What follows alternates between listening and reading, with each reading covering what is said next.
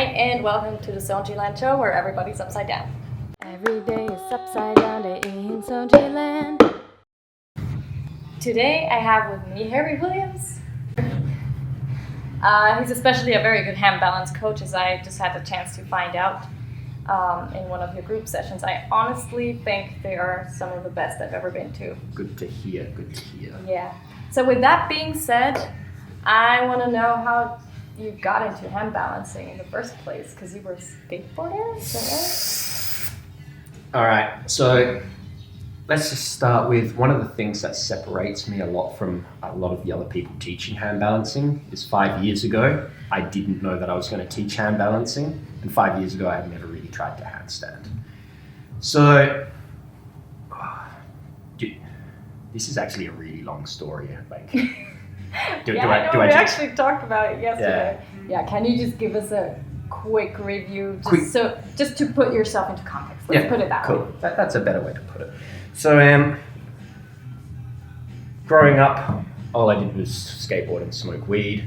Then I traveled a lot through skateboarding. I was living around Europe at the time. Through strange coincidences, I ended up in India studying yoga. Had never done a yoga class in my life. Found that yoga actually helped with some bits and pieces, loosened up the lumbar, was getting rid of old injuries. Then I came back to Australia after a few years of traveling around after that, and got bored of yoga. Heard of my teacher for a few years, who was Ido Portal. Through him, learned about hand balancing. And that is probably the quickest I can put it. Is there a certain reason why you got hooked to hand balancing? It's the same feeling that I got from skateboarding, which is a sense of self-satisfaction that is unparalleled by anything else, because you prove to yourself that you can achieve the impossible, which was impossible, after a certain level of maybe progressions in hand balancing and in skateboarding, just years of trying the exact same trick again and again. But getting over that, what you couldn't once do, and making it possible. I suppose that's the itch that keeps me going. That's a pretty good reason. So how did your teaching develop then? You have a shitload of students, it's amazing. Yes, there's actually a lot these days, which is really nice. But the teaching happened completely organically. Like I never consciously said I want to be a hand balancing instructor. I need to teach hand balancing. I was teaching yoga at the time, and after hearing of Ido, I knew instantly after my first weekend with him, I didn't want to teach yoga anymore. It bored me from there. Once I realized that you could roll and jump and play and hand balance and all this stuff, I didn't want anything to do with yoga after that, besides maybe a bit of the internalized practice. But as far as the actual hand balancing stuff goes, it kind of happened. I clicked with it a little bit faster than other people, and then people weren't coming for me for rings or leg development or organic strength or any of these other things. They were coming to me for handstands. And then because I was teaching quite a number of workshops, again, I never really put myself out there to get these things. People were just asking me, because I practiced hand balancing before and after classes, and people would say, I want to learn this. Where do we do this? I don't fucking know where you do this, man. I kind of teach myself and pay a guy online to teach me. Like, it just... Yeah. But you are pretty good at teaching now. You are really structured, and I also like how you integrate different components. I think that comes a lot from the fact that I haven't been hand balancing for a very long time, and I've always looked at stuff from more of a third point of view, if that makes sense. Do you mean like observing yourself while you're learning it? I suppose that's a better way of putting it. So the way that I teach now, I suppose, is a combination of things that I've learned from different people.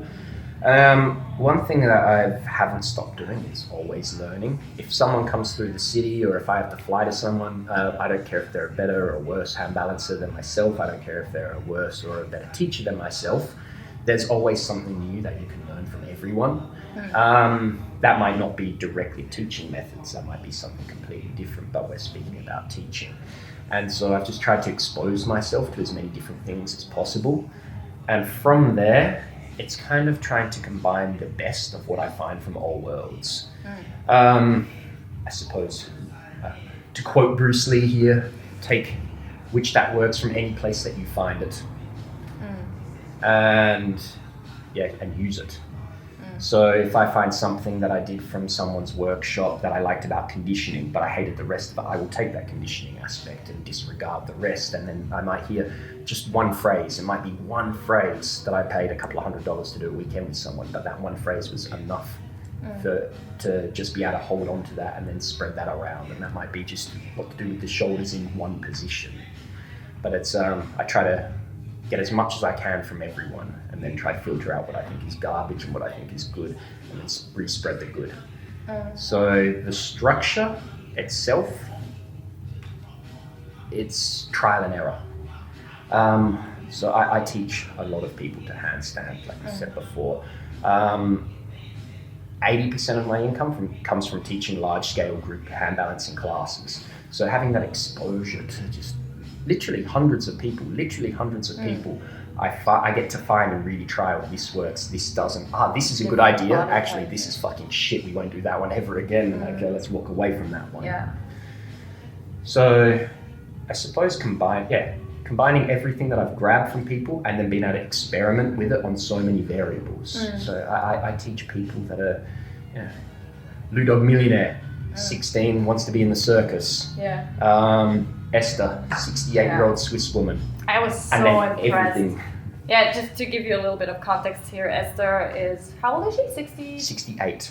8, and she started hand balancing about 3 years ago. Yeah. And yesterday in the group class, she won the endurance hold at the end, which is a max hold where you just stay up at the wall, face to wall, as long as you can. And the one who holds it the longest wins. She did 3 minutes something. She chose to come down after 3 minutes because everyone else had come down. Crazy. Yeah, that woman is amazing. And Louis, so have you been training with Louis from the beginning? Louis came into me day one, couldn't sit on the floor and straddle, had never been upside down before. Unbelievable. In fairness, I can't take 100% of the credit for him. He's the one that's done all the work. Like what 15, 16-year-old do you know that doesn't go to a party because he's got straight arm to do tomorrow? He gets up, but he used to get up early before school to do his mobility work. So then he could have more time to do hand balancing after school. Like that's him. I just write down on a piece of paper. Like, does seem like you have kind of a mentor role for him, though. I don't know if it's true, but he's my boy. He's my boy. Yeah. Yeah. So did you go through the process together, so to say? Yeah. Well, when he started, I was miles ahead of him, and then as he trained, he just developed so quickly. It's frightening how quickly he develops, and so. He was following what I was doing, and then it got to the point that we were kind of like working off one another. He's as big a teacher to me as I am to him. There was a time, I still remember it, when we were both breaking 10 seconds on one arm, and it was such a big thing. Like when the other one would get it, just be like, yes, man. Like, and then you'd feed off that energy, a little bit of friendly competition. But then that friendly competition, the boy got away from me. Like, shit. What does that do to your ego? Nah, it's nothing but happiness for him. Nothing but pride whenever I see the boy handstand. Proud of him for being who he is, and the sense of satisfaction that I helped make this happen. But now it's at the point that he teaches me more than I teach him about hand balancing. I still do his strength and conditioning programming and a bit of his rehab, but he's more of a teacher to me now. Interesting. It's a really good, really nice relationship that we have. Cool. I want to get a little bit more technical with you because this is what I'm better at. This is what I'm confident in. I've noticed that this is one of your strengths, actually, and I was really impressed. I didn't expect it. What you saying? Well, I'm just talking, for example, about the tuck we did, and you just gave me a small cue, and it just feels so much different, and I got so much deeper. Anyway, I want to ask you what you would recommend to somebody at different stages. So if you're a very beginner, never been upside down, what would you focus on? if you're about to learn a press, what would you focus on? If you're about to learn a one-arm handstand, what would you focus on? Okay, so this is an interesting question as far as I can't give you really a black and white answer, because the way that I've always taught is everyone's different. You and me, structurally, we are very different people. But then the way most people teach is this black and white context of every handstand should look like this. Yeah. But when our center of gravity sits in a completely different location, our shoulders are a different broadness, our arm lengths are so different, our hand sizes are so different. So the matter is of finding what works best for the individual, for what attributes they have to complement their practice the best. I suppose to directly answer the question, in the beginning stages, getting comfortable upside down in a chest to wall hold. If you can't do a minute up against the wall, conditioning is the first part. Because if you're upside down and you're trying to learn to balance, but you're struggling with balance and conditioning, there is not a chance. You're just going to get closer and closer and closer to the ground. You need to completely eliminate conditioning as an element so you can focus on the balance. Would you focus on form in that case, Form, or is it just about? For me, I'm not a gymnast, I'm not a circus artist, I don't give a fuck about form. Provided there's no back pain. Like, if you're banana, there's back pain, but this is talking about the bare beginners. If you teach someone, or if you have a student, or it's the person themselves, if they're just getting 3 to 5 seconds, and they're in a little bit of an oblong shape, embrace that. That's the comfortable position for them. Because they're going to develop more in that shape quicker than they are if you walk over and start poking at them and putting them in this straight line just because someone told you had to have a straight line once upon a time. Now, one thing that a lot of people don't realize is, I don't know if you'll be in camera, but do you want to stand up for us? Yeah, sure. Just here? No, or stand up on the bench? Okay. Up to you get. Now stand on one foot.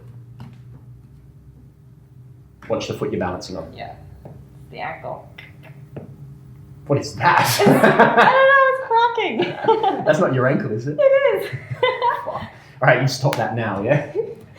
Yeah, it's a sign that I haven't been using my legs at all. So what your foot was doing then was making involuntary movements that you weren't having to think about. You said your ankle was moving. This is right.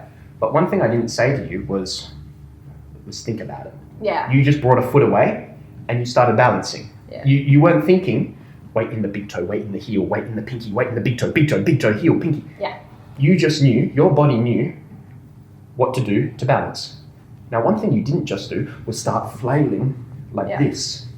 This is how beginners and lots of beginners try to learn to handstand. They're trying to flail, which is using the upper body to influence the lower body.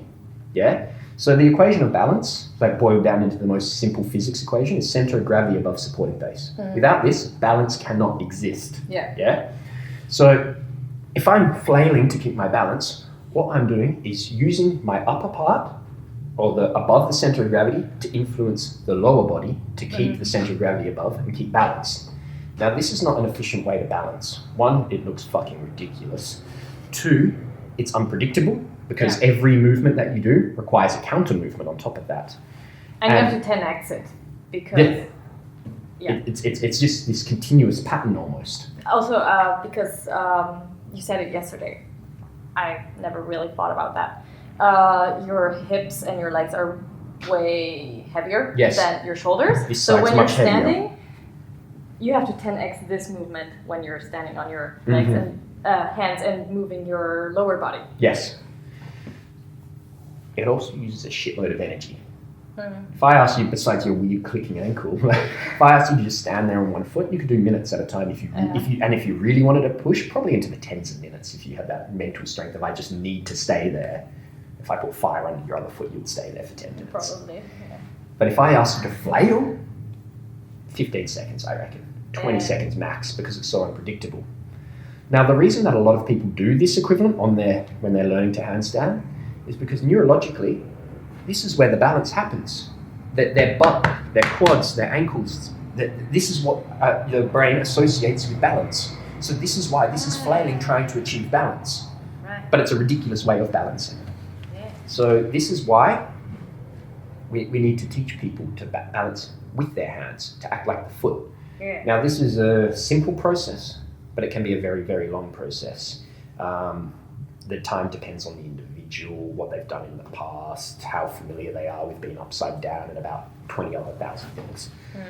But the thing about teaching a beginner to handstand is, and why I'm not so strict about form, because you're drawing attention away from teaching them how to articulate balance with their hands and use their hand like a foot to make micro adjustments at the base to keep you balanced. Yeah. That makes total sense. Cool. And it backs up my tutorials. Bum. One other thing that I want to go through as well. All right. Again, this is a bit more beginner orientated. Actually, no, this isn't beginner. This is everyone orientated. But the more experienced you become, the more you can get away without having to do it so strictly. But form specifically, that I'm not too fussed about, you still need a level of tension in the body. Yeah. So if your form isn't great, if you've got closed shoulders and tight hips, so you're in this kind of like that kind of not quite just strict banana shape, but that kind of S-bend banana shape, you can still learn to balance there. I can show you probably 3 students of mine that have over a minute in that position. Quite confidently kick up and hold a minute. Well, yeah, people used to do one-arm banana handstands. Yeah. Like Paulinetti. Yeah, but my one arm's pretty banana. Like, I wouldn't say. watch it from the side, you'll change your mind. Yeah. But you can still learn to balance fine, but the idea of tension in the body needs to stay there. Because again, going back to the center of gravity above the supporting base, if you're one piece, you're having to make less adjustments. If you're this big wobbly thing, it's the same as balancing with the upper body. Yeah. You're having to make all these extra corrections, and every correction that you do is a possibility of you falling, and also hacks at your endurance. Like a substantial chunk comes out of every correction. Yeah. While if you're still, even in a shit shape, you're not using too much energy. Yeah. This is my personal opinion on it. I don't think that I am 100% right and that all are wrong besides me, and you should listen to that. This is the way I've had the most success with my students, to find a position that complements their levers the best, and then drill in how to balance from there. And once balance is obtained, because that's the hard bit about teaching handstands, teaching someone to articulate how to balance with their hands. Once someone learns that, then you can worry about shape, because you've made it what is structurally insecure quite secure. If someone can do 30 seconds in their like happy place, you can make them do 15 seconds in a nicer spot, because you're not. It's not too much of a shock to the system. But if they're struggling to do 10 seconds, like just barely getting 10 seconds, their structure is so fragile that if you walk up to them and even give them they will straight down. So you don't want to make things too complex from the get-go. You want it as simple and as complementary as possible to teach the hard bit, and then you can polish it up from there. There will always be exceptions to the rule, but that's generally what I personally do with people. As far as where they are with pressing, so what you would, let's say there's 3 people right now that are close to pressing. Off the top of my head, if I'm including you on this, what you 3 need to do is completely different to one another. Like, completely different. And again, it's going down to what is personal strengths and weaknesses and whatnot. Your compression is great, but your scapula isn't strong enough. Yeah. Drill that fucking scapula. Like, while one of the, you might have met him yesterday, one of the guys that comes in, his scapula's strong. The man has an alright straddle planche. Oh, the one who was trying to do the bike press? He's already got the press. But if we just use him as an example, he's not very bendy, but he's fucking strong. So he needs a completely different process to link these dots together. Again, it kind of brings back to that key principle of finding what complements the person the best. In saying that, like, you've got good compression, so we want to complement that. We don't just go against and drill purely the scapula, but we want to get you in a pressing sense that you can use your compression, but then build the scapula around that. And then from there, then once it's locked in, then you can worry about working on pike and stuff like that and building more of a range. But for me, it's always the quickest point from A to B. And whatever makes it quickest, this is the best way. Yeah. One, you'll get more enjoyment out of it. And that's number one. If you enjoy doing it, you're going to put in extra work to it. You're going to develop more. Yeah. If we're doing shit that you hate constantly and stuff that it challenges you to the point of discouraging you, Yeah. you're not going to do it as much. You're not going to have your heart in it, and it's going to take a longer time. Yeah. If that sacrifices a bit of form because it doesn't look like the way that my favorite Instagram celebrity does it, fuck it. Like, who cares? Like, get the skill, polish it up. Yeah. That's actually something. Remember, I think it was in May or something like that, June, where I think you commented on my story on Instagram, and I was struggling with the press. Planche. And you told me to just fuck the form and just go for it, just like according to my feeling where I should go. And I let myself go, and I had such a major breakthrough with the press. It's one of those things. If you're trying to do this perfect press from day one, it's given an analogy. I like analogies. So like, I've had, for some reason I chose baseball. I've never played baseball in my life, but I've chosen that. So if we're thinking about baseball, and I'm an expert in baseball now, and you want to learn how to hit the ball, yeah? So how do we learn? It's not 6 months of you just swinging the bat and trying to get the form perfect. I give you the general. This is how you hit the ball. You want to lead this, and you want to throw this at it, and you want to do this. But then what do? I throw the ball to you, and you start trying. And you learn from a bit of trial and error that way. While if it's done the other way, which is, you're looking for a perfection from the get-go, you're not going to develop anywhere near as quick, because you're going to spend the next 3 years just holding this bat and swinging into air, and then finally someone's going to throw the variable of you, which is the ball, and you're going to go, what the fuck is that, man? Like, and yeah, it's not going to be perfect. You're then going to have to go through that process anyway. Yeah. Good analogy. I like it. Yeah, baseball. Okay, cool. And what if someone's learning a one-arm handstand? Would you be more OCD about form then? So this, yes and no. So the more technical the skill becomes, the more parameters need to be in order. So what I mean by that is, on a simpler skill, like you need some things. Like I'm not saying, in learning two-arm, I'm not saying disregard everything that most people say. But like one of the universal rules is straight arm's probably better than a bent arm. Scapula should be more elevated than depressed. These are things, the parameters that need to be in place. At least you need to resist your body. Yes, exactly. The more technical the skill becomes, the more of these parameters need to be in order before there's that kind of freedom of this person needs this particularly. And a one-arm is such a technical skill. There are so many little bits and pieces going on that there needs to be quite a bit of this needs this here, this needs this here.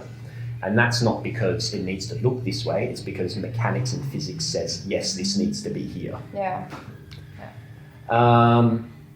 As far as people learning it, it's the best thing that I can say is just spend time on one hand and as minimal fingers as possible. Similar to the two-arm, build the endurance before anything. I see so many people on Instagram, thousands, literally thousands. They can do 5 seconds here, so they expect to do 5 seconds here. You see them pop up and they go to for fucking glory, and they fall 100% of the time, and they'll forever fall. I'm guilty of doing that for about a year as well. I know the itch. You feel like you're close, but you're actually further than ever. Like, one of the things that made the biggest difference for me is just the raw conditioning. Before I could take a hand away confidently, I could float here and there 5-10 seconds sometimes, but before I could actually go, here you go, there's a one arm, have a look. It was 17 rounds in total, because it was paired with mobility work, 17 rounds of 30 seconds, one hand, one finger. And when I say one finger, I mean one finger. I don't mean one finger, I mean one finger. 30 seconds. 30 seconds, Wow. 17 rounds. Wow. Which is excessive. Yeah, But it is. now that that was a year and a half ago now. I've never had a problem with I've fallen out because I've ran out of endurance. It's just balance. Because I've built that base strong enough that I don't need to worry about that as an element. It's just purely been able to concentrate on the balance itself.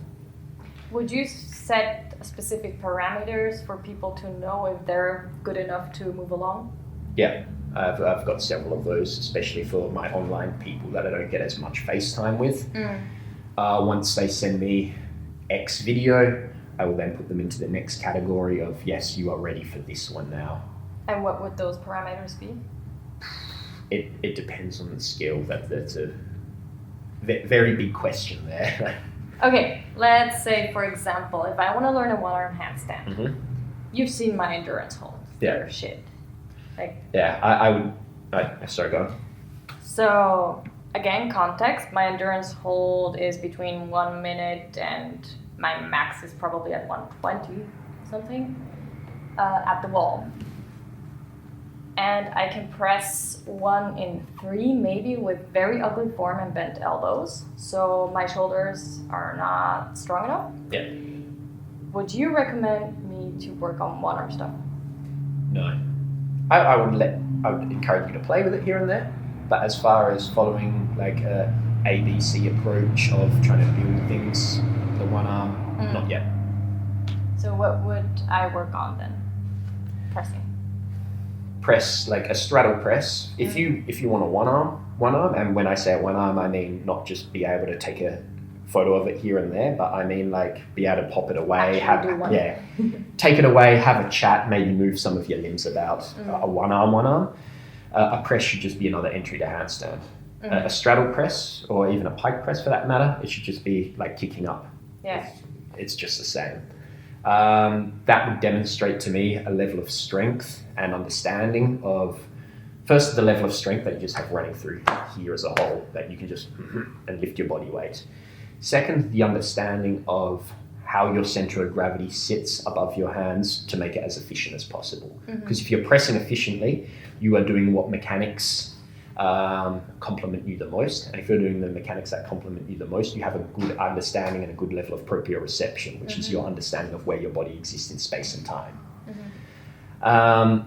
So that would be one of the checks. A good tuck, like a good tuck. Yeah. Yeah. Mikhail talks a lot about tucking, and he's who I've learned a lot of that about. And Mikhail was one of my later teachers for a while, and he really taught me about the importance of traps in handstands. And I haven't heard many people talk about traps in hand balancing the way he does. And for me personally, that was the biggest game changer in my later stages of learning hand balancing. So your balance is made up of 3 key components. Well, there's quite a number of components, but let's just say the main 3 are inner ear, the vestibular system, your proprioception, and your visual. Yeah.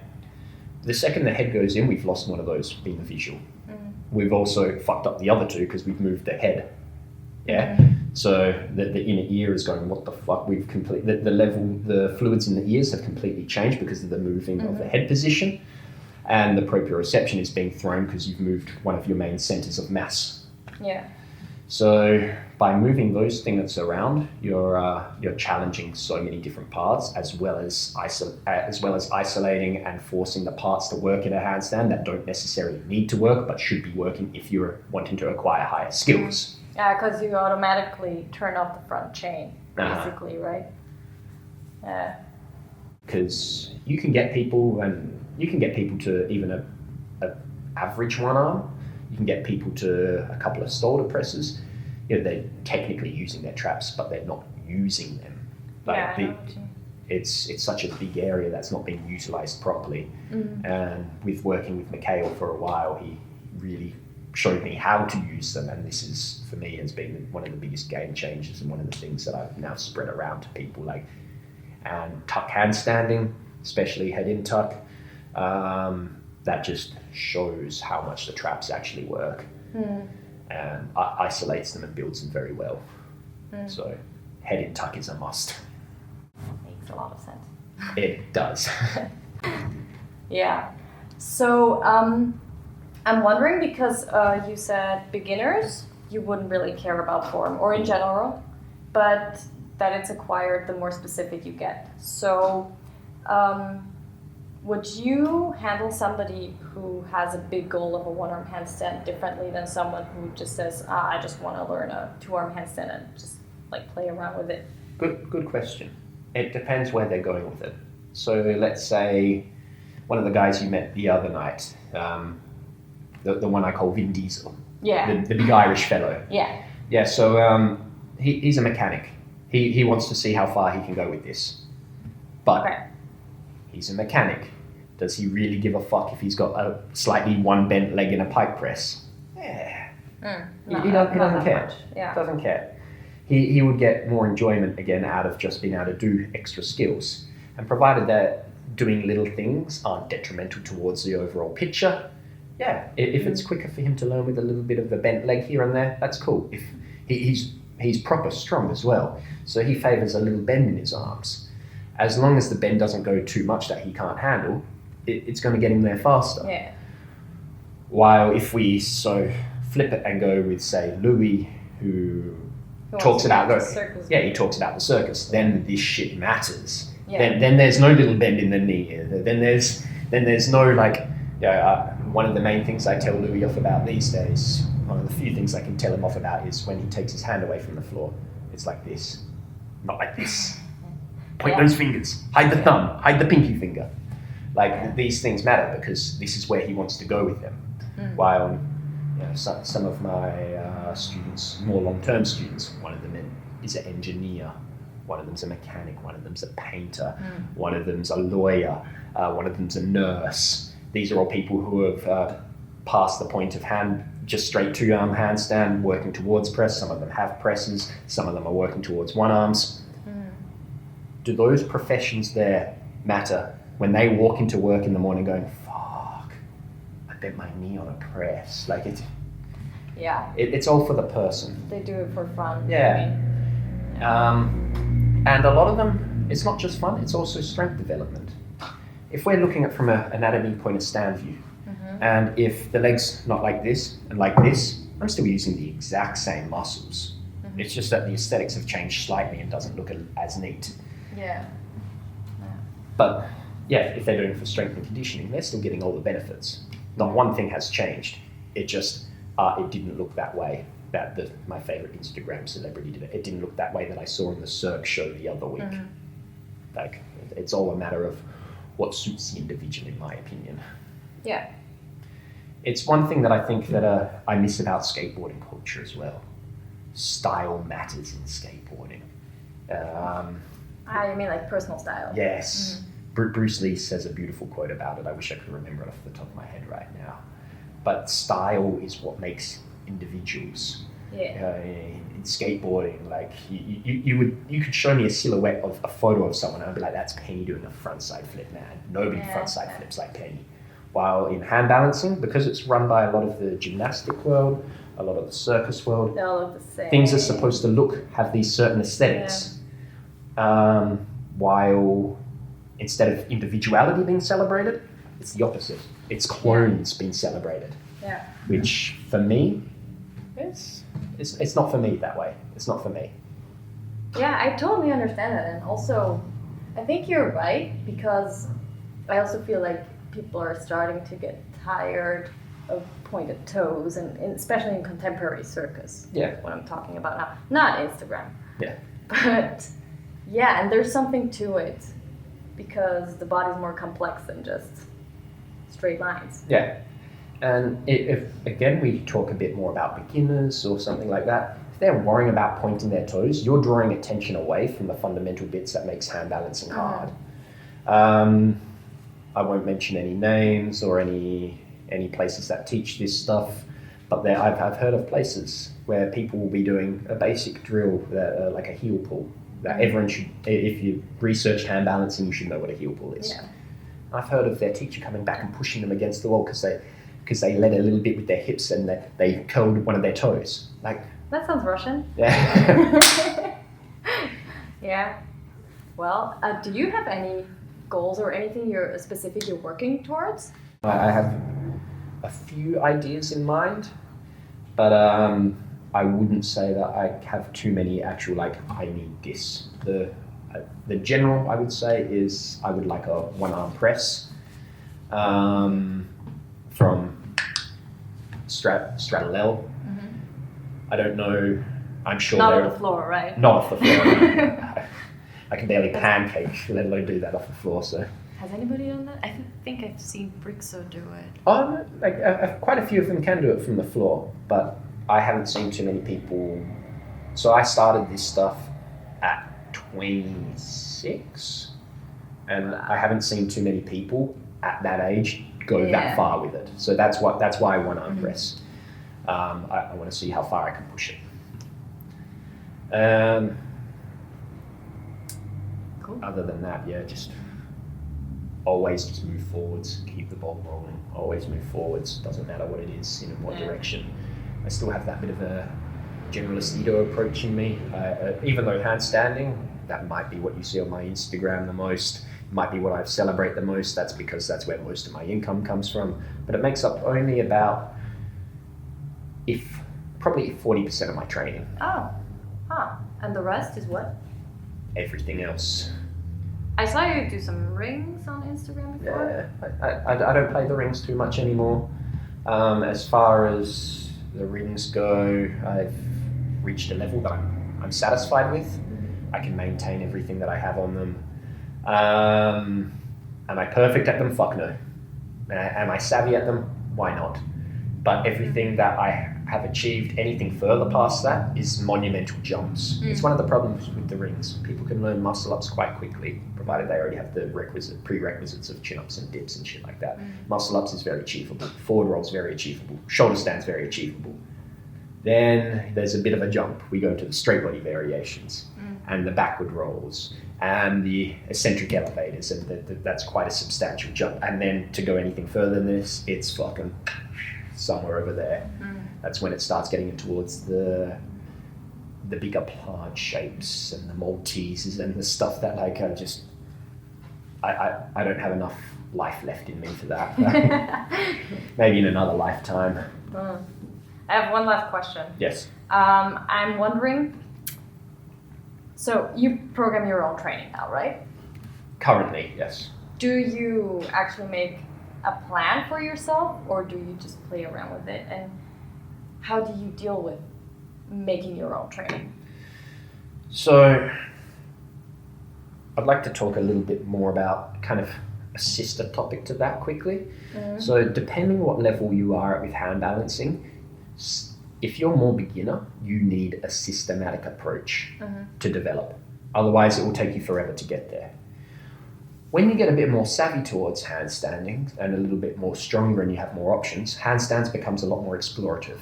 You're allowed to play with them more, and you'll continue to develop with playing with them. But if you start that stage too early, you won't be able to get too far with them. So love that. So true. There's lots of people that start playing too early when they and this hinders the development quite substantially. Yeah. There needs to be, again, these parameters in order, these kind of checklists before you can really start having this toy to play with. Yeah. Where I am currently with one arms, I'm kind of in more of an explorative phase. This will change the day that I actually go, like, put my hand down on the floor and go, I need that one arm press, or I want a figure, or I want some ridiculous fucking flag, or what. This has to change. Yeah. You can't play my way into the figure. Like, that was fun. Like, it's... Okay, so if I get it right, what you're saying is to acquire a skill, you need a systematic approach. And once you... Only specific skills. So there are some things, like if you've got a good straddle one arm, for instance, you probably just can play and get away with learning to diamond. Yeah. Maybe even learn to open up and down. You can probably start moving. Yeah, you can probably start developing it towards half straddle. There's all these little variants of that you can start playing with that. But when you want to structurally change the shape in such a dramatic way and go from a straddle to, say, a tuck, that's when training needs to come back in. Yeah.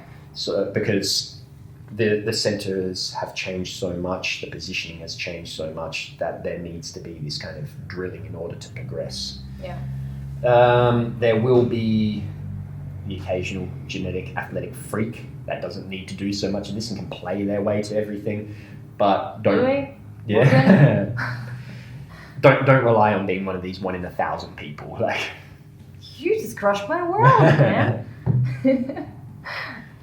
Yeah. So, yeah, right now, not really strict programming for myself. For hand balancing, for other things, yes, very strict. But for hand balancing, I'm playing a little bit more. But if you ask me that in 2 months, I could be saying, no, I am militant and I am following this, and everything outside of this is not worth my time. So, right now, fun and games. That was nice. Thank you so much for being on the show. Pleasure. Thank you for having me. I admire you. You're a great hand balance coach. Thank you very much. And I will enjoy some more of your lessons this week. Excellent.